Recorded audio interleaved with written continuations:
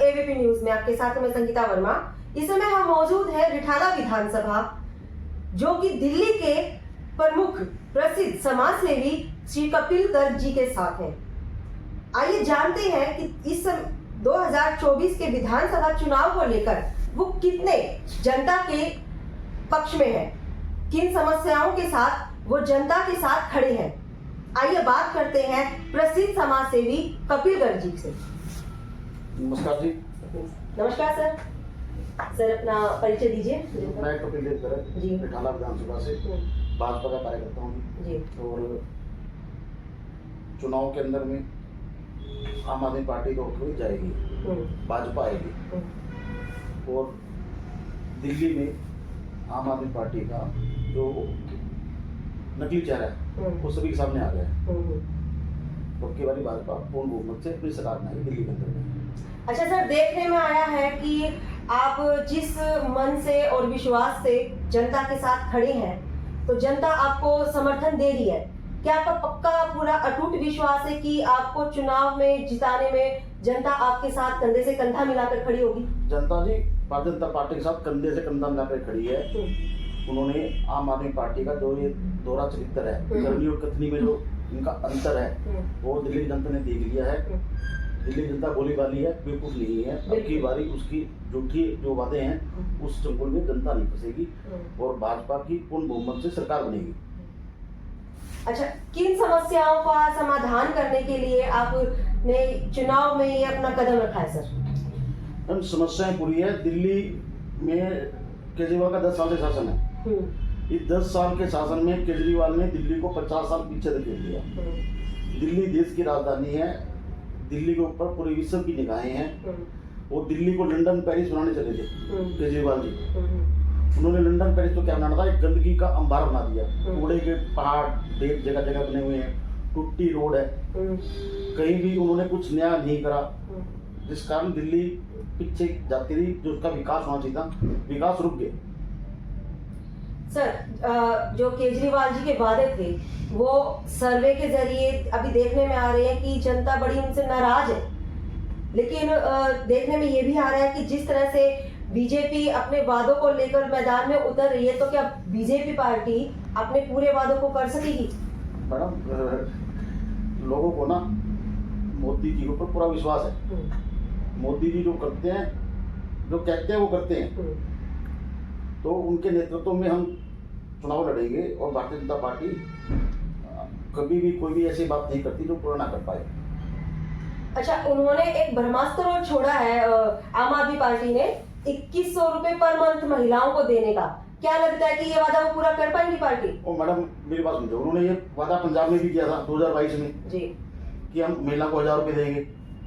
हम क्या मना कर रहे हैं?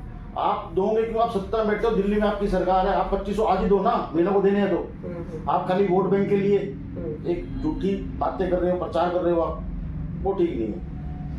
देखने में हमेशा सर एक चीज और आती है, जो मैं एक व्यक्तिगत नजरिए से आपसे कहूँ तो, कि जब भी चुनाव आते हैं, चुनावी माहौल शुरू होता है, तो प्रत्याशी जो भी होते हैं अपने गली गली घर घर जाते हैं, हाथ जोड़ते हैं, जनता से वोट मांगते हैं, उनकी समस्याओं का समाधान करने की पूरी उनको आश्वासन देते हैं। क्या लगता है कि सर आपका व्यवहार जनता के प्रति क्या यही रहेगा, या आप और प्रत्याशी से कुछ अलग हटके अपना चेहरा दिखाएंगे? मैडम, जो भाजपा के जो प्रत्याशी है ना, वो संगठन के चेहरे हैं और वो भाजपा एक राजनीतिक दल है और विचारधारा से जुड़ा हुआ है, जिसका हर कार्यकर्ता, वो चुनाव हो ना हो, वो हमेशा क्षेत्र में रहता है।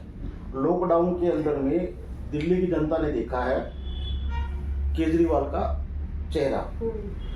हमारे आदरणीय प्राइम मिनिस्टर मोदी जी ने आह्वान किया कि भाजपा का हर कार्यकर्ता लॉकडाउन में, कोरोना की स्थिति में घर घर जाएगा, लोगों की मदद करेगा। बिल्कुल सर। उस लोग यहाँ ऑक्सीजन के लिए परेशान और हमारे केजरीवाल जी दिल्ली के सीएम जो कहते हैं मैं दिल्ली का मालिक हूँ, वो शराब की, दारू की नीतियाँ बना रहा है। ऑक्सीजन लोगों को चाहिए, वो एक के साथ में 2 बोतल दारू की फ्री बांट रहा है। देखा नहीं क्या लोगों ने? लोग भूल जाएगी क्या? उनके हमारे अपने लोग खत्म हुए, ऑक्सीजन नहीं था हमारे पास में, पूरी अपना अस्पतालों के अंदर में कोई भी उचित व्यवस्था नहीं थी। वो सब चीजें अभी भी है लोगों के दिमाग में, जो उन्होंने केजरीवाल जी ने किया है। अब की बारी केजरीवाल को जनता माफ नहीं करेगी। अच्छा सर, एक बात और है हमारे मन में, आपकी एक छवि और एक प्रसिद्ध समाज सेवी की जो छवि हमने जनता के अंदर देखी है, जनता की बातों में, जनता की आंखों में, जनता के व्यवहार में एक आपके जो इज्जत देखी है समाज सेवी के रूप में, वो एक इलेक्शन को जीतने के बाद हमेशा एक समाज सेवी के रूप में ही जनता के साथ खड़े रहेंगे, या जिस तरह से चुनाव जीतने के बाद हर एक नेता बनने के बाद नेतागिरी दिखाते हैं वो व्यवहार आ जाएगा, या आपका व्यवहार सेम अपनी जनता, अपनी भाई बहनों के लिए सेम रहेगा? संगीता जी, मैंने आपको पहले भी कहा था कि भाजपा का कार्यकर्ता हमेशा जनता के बीच में रहता है। आप व्यक्तिगत मेरी पूछ रहे हैं तो हम समाज में पहले भी थे और आगे भी रहेंगे। राजनीति एक खाली समाज सेवा करने का माध्यम है, ऐसा नहीं है कि हमें मतलब कि हम उम्मीदवार मिलेंगे, हमें उम्मीदवारी मिलेगी, हम चुनाव लड़ेंगे, जीत के तो ठीक है, नहीं तो ऐसा कुछ भी नहीं है। वो मेरे साथ नहीं, भाजपा के किसी भी कार्यकर्ता के साथ में ऐसी बात नहीं है। चुनाव में टिकट मिले ना मिले, चुनाव जीते ना जीते, हारे, पर हारने वाली बात तो है ही नहीं, बारी पूरी बहुमत सरकार बनेगी। फिर भी भाजपा का जो भी कार्यकर्ता है वो हमेशा जनता के बीच में रहता है, उनका सुख दुख का साथी रहता है। हमने आज समाज सेवी की प्रसिद्ध समाज सेवी कपिल गर्ग जी से जो बात की है, उसमें सबसे अच्छी बात हमें लगी है कि सर ने हर एक कैंडिडेट को, भाजपा से जुड़े हर एक व्यक्ति को एक समान रखा है, अपने साथ साथ रखा है। और उनका कहना यही है कि उनका रुख जिस तरह से आज समाज सेवी के बनकर अपने भाई बहनों के साथ, जनता के साथ है, वही उनका चुनाव जीतने के बाद भी रहेगा। आपसे बात करके बहुत अच्छा लगा सर, बहुत बहुत धन्यवाद। धन्यवाद। अभी तो हमारे जाएंगे सर। सभी दर्शकों को नमस्कार। मेरी आप लोगों से अपील है, बाकी आप लोग खुद समझदार हैं, अब की बारी आप भारतीय जनता पार्टी को पूर्ण बहुमत की सरकार बनवाने जा रहे हैं और आप उनके ऊपर पूरा विश्वास रखो। आपने सबको मौका दिया है, 26-27 साल से पार्टी सत्ता से बाहर है, एक बार भारतीय जनता पार्टी को भी अवसर दो। आपको ये जो 10 साल इसने काम नहीं करा केजरीवाल ने, जो दिल्ली 50 साल पीछे चलेगी, दिल्ली में अगर भाजपा की सरकार बनती है तो डबल इंजन की सरकार बनेगी। जो इसने 10 साल में काम नहीं करे, और जो 10 साल में काम होने चाहिए थे, 20 साल तो यही हो गए, 10 साल इन्हें काम नहीं करे और 10 साल में उसको काम करना चाहिए थे, वो हम कार्य 5 साल में आपको दिल्ली के अंदर में, दिल्ली जो राजधानी का जो मॉडल होना चाहिए वो हम आपको करके दिखाएंगे।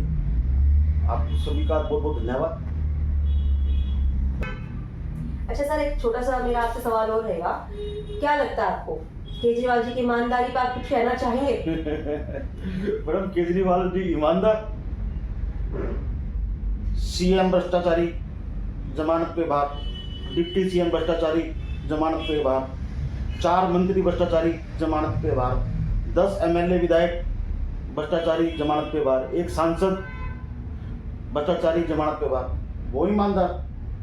2017 से 14 रिपोर्ट सीएजी की जिनने बाहर रखी है, विधानसभा में नहीं ले गया, वो ईमानदार।